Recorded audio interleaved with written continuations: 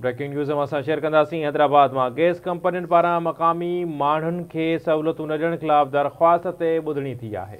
अहम ख़बर है अवां शेयर कंदासीं। सिंध हाई कोर्ट PPM ने रफ़ीक जमाली के पेश न थियण ते नोटिस जारी करे छॾिया। अवां ख़बर शेयर कंदासीं। ब्रेकिंग न्यूज़ है अकबर पवर ऐं ॿियनि पंहिंजे वकील गुलज़ार आलमाड़ी मार्फत सर्किट बेंच में दरख़्वास्त ॾिनी हुई।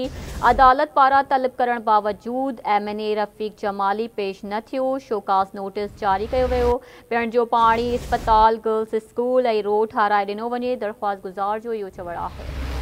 ब्रेकिंग न्यूज़ है असां शेयर कंदासीं। गैस कंपनियुनि पारां मक़ामी माण्हुनि खे सहूलियतूं न ॾियण ख़िलाफ़ दरख़्वास्त ते ॿुधणी थी आहे।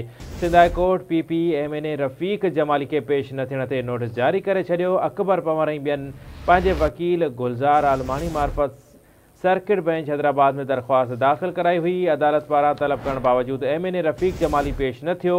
खेसि शोकास नोटिस जारी कयो वियो आहे।